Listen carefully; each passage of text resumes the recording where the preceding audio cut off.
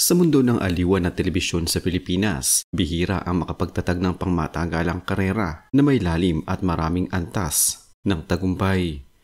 Isa sa mga natatanging personalidad na patuloy na nagbibigay ng kabuluhan hindi lang sa showbiz, kundi sa mas malawak pang serbisyo sa bayan ay si Maria Ruby Rodriguez Aquino o mas kilala bilang Ruby Rodriguez. Mula sa kanyang maagang pagpasok sa industriya ng telebisyon at pelikula hanggang sa kanyang kasalukuyang pagpili ng pagsilbihan ang mga kababayan sa Estados Unidos, makikita ang isang kwento ng pagkilala, pagbabago, sakripisyo at muling pagharap sa mga bagong hamon ng buhay. Ipinanganak noong August ng Enero 1966 sa Maynila, lumaki si Ruby Rodriguez na may simpleng buhay. Bago pa man siya maging artista, nagsimula siya bilang isang preschool teacher. Ang pagtuturo ay hindi lamang trabaho sa kanya. Ito ay pagpapakita ng malasakit sa bata, disiplina at pasensya. Mga katangiang magagamit din niya sa industriya ng aliwan. Ang unang malaking pagkakataon niya sa telebisyon ay nang makuha niya ang isang paulit-ulit na tungkulin sa sitcom na Okay Ka Fairy Ko kasama sina Vic Soto at Aiza Sigera. Sa palabas na ito nagsimula ang mga seryosong pagkilala sa kanya bilang artista, hindi lamang bilang komedyante kundi bilang may kakayahang umarte ng iba't ibang uri ng karakter. Noong 1991, naging isa siya sa mga host ng noontime show na Eat Bulaga. Ang pagpasok niya sa programang ito ay nagbigay sa kanya ng ibang sahig sa showbiz, hindi na bilang simpleng aktres, kundi bilang host na nangangailangan ng bilis, liksi sa salita at pakikitungo sa madla. Sa puntong ito, lumawak ang kanyang kakayahan. Nakilala siya hindi lamang sa mga komedya at sitcom kundi pati na rin sa hosting at variety shows. Sa kanyang time sa Eat Bulaga at sa mga pelikula, nakadama sa Ruby ng maraming tagumpay. Ilan sa pelikulang kanyang pinagbidahan o kinasama ay ang Enteng Kabisote series at iba pang fantasy comedy films. Sa telebisyon naman, bukod sa Okay Ka Fairy Ko, lumabas siya sa iba't ibang palabas, sitcoms, drama, fantasies, at guest at regular roles na nagpamalas ng kanyang kakayahang maging versatile.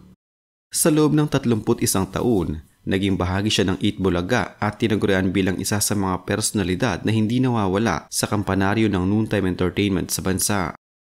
Ang kanyang pagiging host ay hindi lamang aliw para sa madla kundi nagsilbing tulay upang maghatid ng saya sa maraming tahanan, lalo na sa mga ordinaryong Pilipino. Bukod dito, ang kanyang pagkakaroon ng kontrata sa Vivo Artist Agency noong mga nakaraang taon ay pagpapatunay na tatangi ang kanyang tatak sa industriya. Hindi naging madali para kay Ruby Rodriguez ang kanyang paglalakbay. Nabuo sa kanyang pakiramdam ng responsibilidad hindi lamang bilang artista kundi bilang ina, lalo na dahil sa pamilya. Ang isa sa pinakamalaking hamon sa kanyang buhay ay ang kalagayan ng kanyang anak na si AJ na may special needs at autoimmune disease. Kaya nang dumating ang pandemya, sinimulan niyang muling timbangin ang mga prioridad sa buhay. Ang paglipat sa Amerika kasama ang kanyang pamilya ay hindi lamang desisyon batay sa karera kundi sa edukasyon at kalusugan ng kanyang mga anak. Noong 2021, opisyal siyang umalis ng Eat Bulaga bilang puno ng pasasalamat sa mga taong nakasama at sa mga oportunidad, ngunit hinarap niya ito bilang hakbang tungo sa bagong yugto ng buhay. Sa Estados Unidos, hindi naman niya inabandona ang kanyang pagiging artista. Bagkus, hinanap niya kung paano mas mapagsasama ang kanyang pagkiling sa larangang ito sa mas praktikal na serbisyo. Sa kasalukuyan, naninirahan si Ruby Rodriguez sa Los Angeles kasama ang kanyang pamilya, ang asawa niyang si Mark Aquino at mga anak na sina Tony at AJ. Bagamat malayo sa Pilipinas, patuloy siyang aktibo sa mga gawaing may kinalaman sa kultura, pelikula at komunidad. Isang mahalagang trabaho niya ngayon ay ang Philippine Consulate sa Los Angeles. Dito niya nagagamit ang kanyang pinag-aralan sa kolehiyo, Business Administration noong huling bahagi ng dekada 80 upang maglingkod sa mga kababayang Pilipino na nangangailangan ng impormasyon, tulong legal at paglilinaw sa batas at konstitusyon. Bagamat natutok na sa kanyang day job, hindi niya lubusang iniwan ang showbiz. Noong 2024, muling nakita si Ruby sa pelikulang Hello Love Again na pinagbidahan ni Catherine Bernardo at Alden Richards. Kasama sina Joros Gamboa, Valerie Concepcion at Jenica Garcia. Maliban dito, aktibo rin siya sa hosting ng mga events, lalo na ang mga may kinalaman sa kulturang Pilipino sa Los Angeles. Halimbawa, ini-host niya ang turnover ng iconic jeepney sa Filipino community sa LA bilang bahagi ng pagsalubong sa ika-50 anibersaryo ng Metro Manila Film Festival doon. Sa kanyang mga panayam, Ipinahayag ni Ruby na bagaman namimiss niya ang show business, naiintindihan niyang may bagong hugis na ang kanyang buhay. Hindi na ito puro pag-arte o hosting sa telebisyon. Ngayon ay may mas mahalagang tungkulin siyang ginagampanan bilang tagapaglingkod sa komunidad, lalo na para sa mga Pilipinong nasa ibang bansa. Ang kanyang trabaho sa consulate ay hindi lamang trabaho, ito ay pagsisilbi sa mga tao na may pangangailangan, paglilinaw sa batas, pagtulong sa mga hindi nakakaintindi sa mga proseso at pagbibigay suporta sa mga mamamayang Pilipino.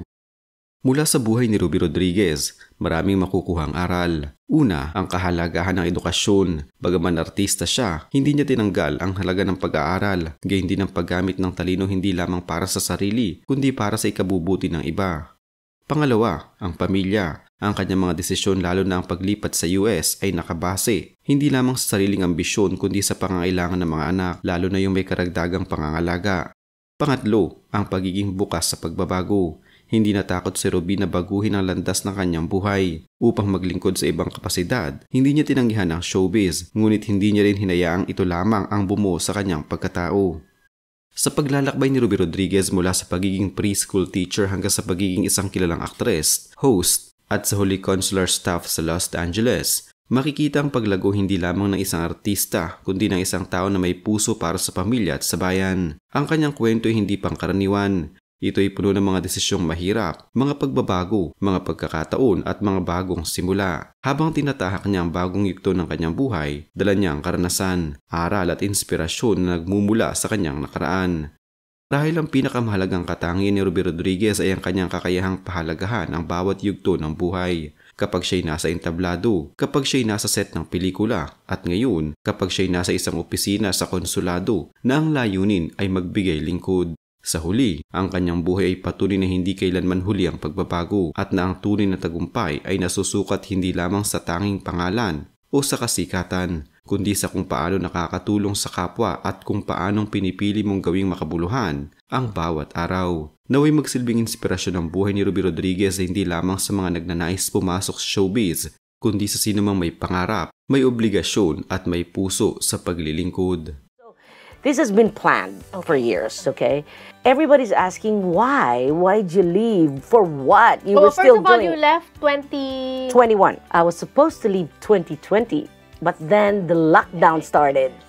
So my ticket was like, I had to call the airline and they just rebooked it because it was still no fly, right? So, okay. 2 years before so we were planning it. My husband doesn't want us to move out.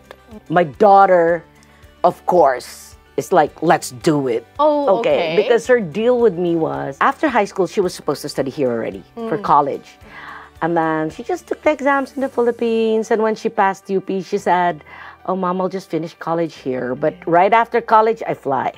Oh, okay. I said, yeah, sure, if that's what you want. Right. So that's what happened. So she was here already. We were still in the Philippines because she knew we were leaving anyway. Right. And the main reason I really left was for my son. My son, AJ, he's a SPED student. Okay, so he's a special ed. Okay, he has intellectual disability. So I know that the education here is better, all right? But that's not the main.